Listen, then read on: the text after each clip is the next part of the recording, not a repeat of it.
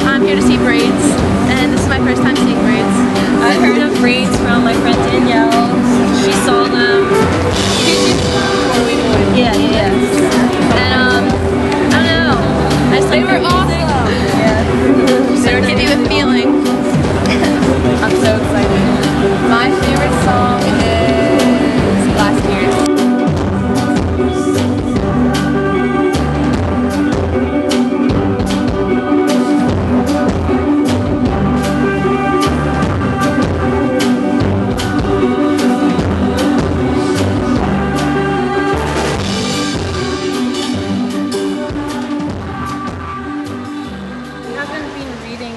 So I found that it's somewhat difficult for me to form my sentences.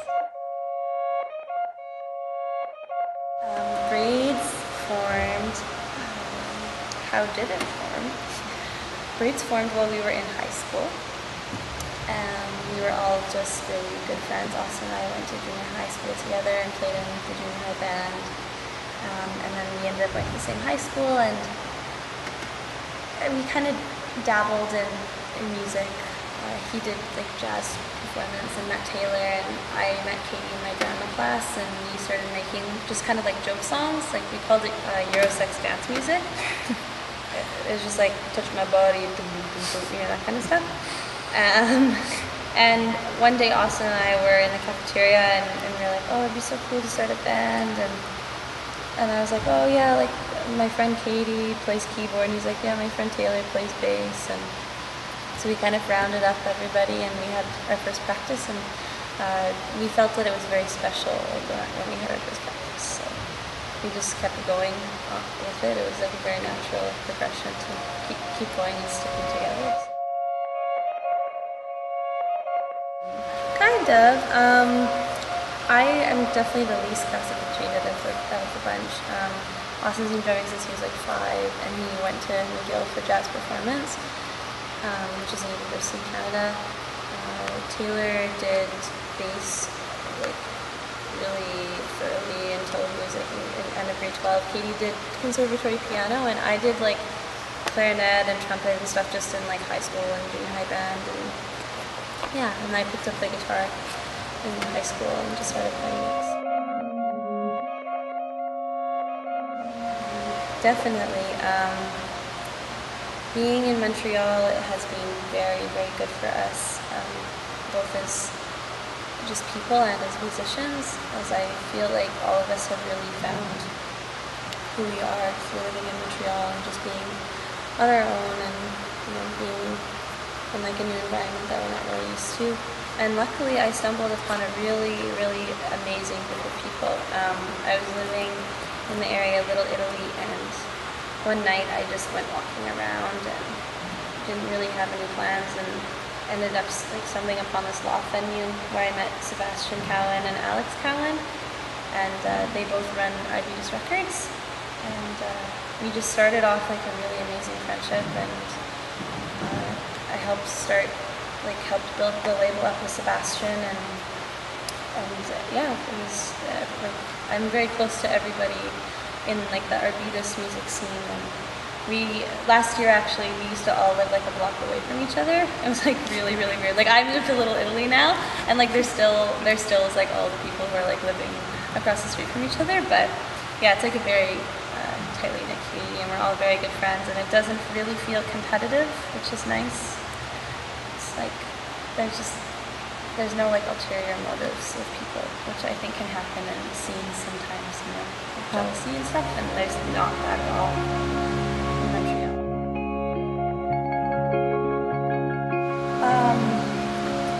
I'm most excited to see if we can all stay healthy and mentally like happy and fulfilled, because I know on the last tour we all got sick, and we weren't eating properly, and we weren't sleeping enough, and just a bunch of things. And on this tour, like we're staying in really cheap hotels, but we're staying in hotels instead of like sleeping on people's floors. And I went to go see a nutritionist before I left and worked out like an eating regimen and like exercise and stuff. So I think that all of us just really want to see if we can feel really, really good at the end of it, because I know when a lot of people go out to tour, it feels like they're going out to war and then they come back like a kind of like a broken soldier, and we really don't want to feel that when we go out on tours. So it's just, I think this is about like perfecting how to tour. Yeah, I love ending in Montreal. It's nice because then you can just go home and sleep in your bed. You're like,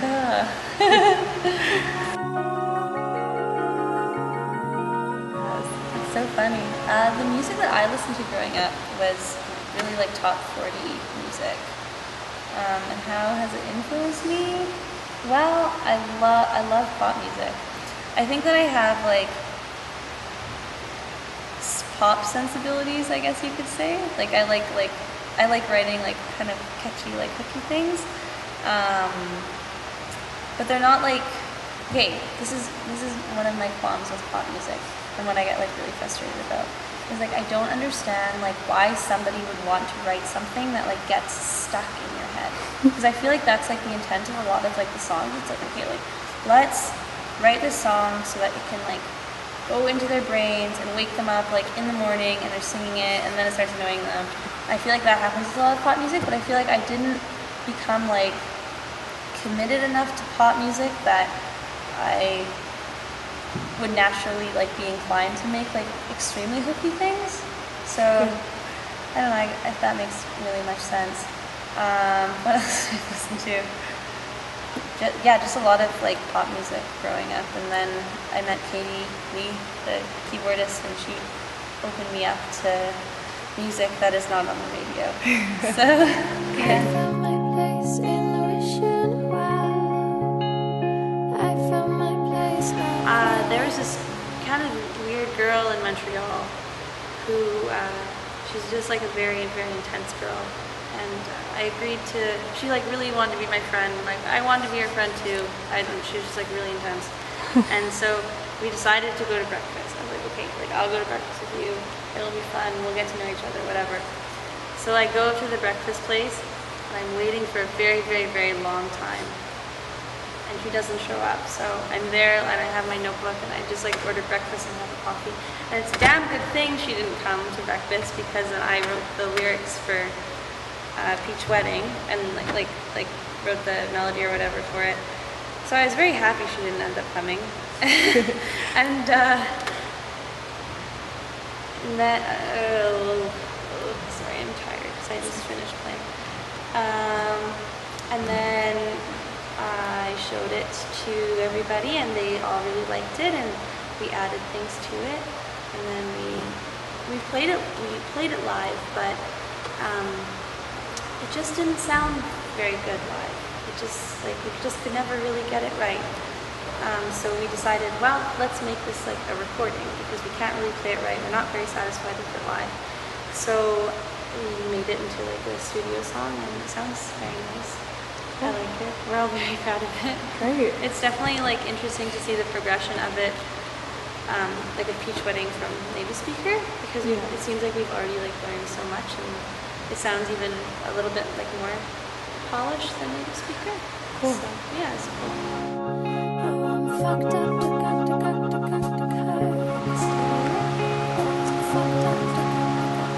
It's very much up in the air at this point. I don't know, like we could be touring in spring, or if we're offered a really good tour,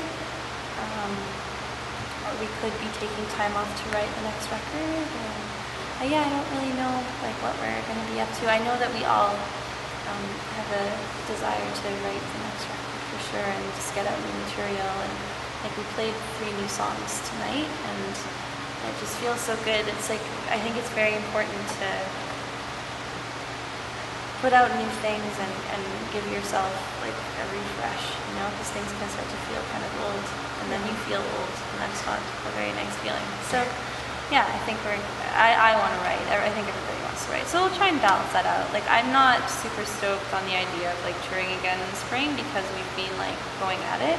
But I also understand that like releasing your first album or releasing a record in general like entails you having a tour. So we'll see.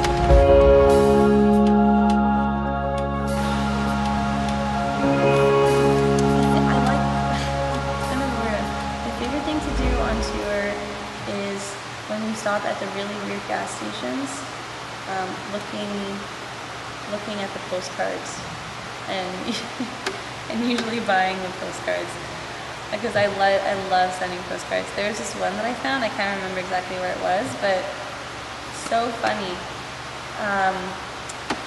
What is that creature called? It's like a jack-o'-lantern rabbiter. Yeah. You know the one I'm talking about? Yeah. Like the rabbit that's like part moose or whatever, and they had this like wonderful postcard. It was so beautiful. It was like copper with this like engraving of a jackalope on it, and I don't know, that made me feel very good. I feel like I really got to understand like the state we were in, though I can't remember the state, but yeah, so I really enjoyed looking for postcards.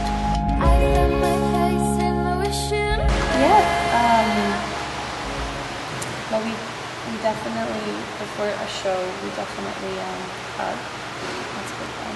Get into a little group huddle and just talk about just how we're gonna play based on the room and the audience. And like tonight, for instance, like that room is really, really boomy, and so we were like, well, let's try and play really delicate tonight because if we play too loud, then like we'll really hurt people and it just won't be an enjoyable experience. And we all do like our vocal warm-ups and stuff like that.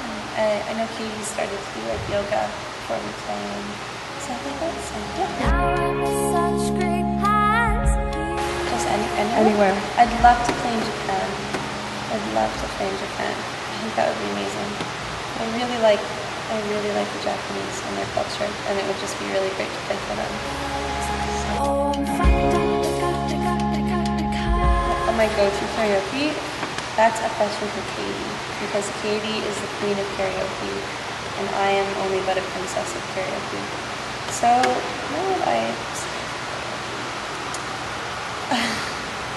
the only song that I really pulled off at karaoke, I've done karaoke once, and I did that last tour on my 21st birthday.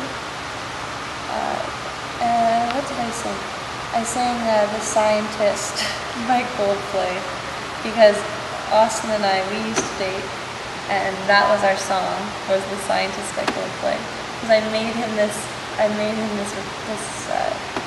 little album. It just had one song, The Scientist by Coldplay, and anyways, I gave it to him, and so that was kind of our song, and I sang it to him. It was very funny. We were both like very drunk, and I'm like singing like in this like little bar, like in the middle of nowhere, just like singing him Coldplay. It was a very nice experience.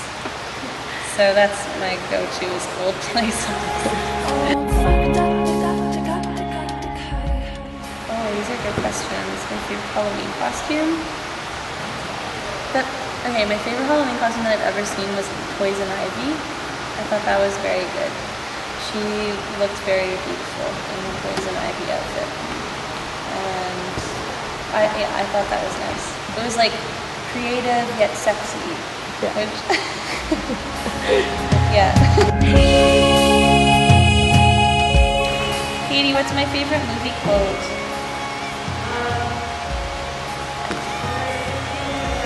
Show me the lens. One food? Holy shit.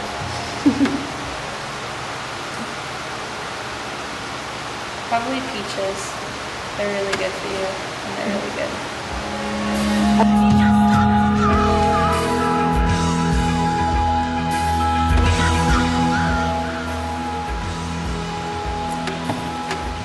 It's a good one.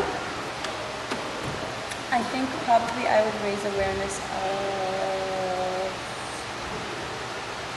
perhaps dealing with depression. Or I guess eating disorder, because I know that both of those are very prevalent, especially in the especially in children, because I'm faced with like a lot of very beautiful, slender women in magazines and on the internet, and people, I know girls, I myself got very confused when I was younger, and I think that people need to be more informed that that is not a very normal standard, and I think that perhaps what I would do is I would establish in schools across Canada a class that teaches people how to constructively criticize the media, because I feel like children don't really know how to do that, and they become kind of confused about the messages that are being sent to them. 'Cause God knows, God I have not.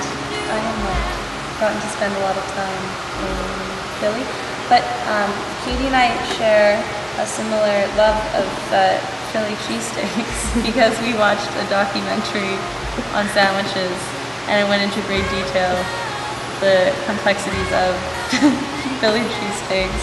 I haven't had one because I'm allergic to bread, but oops.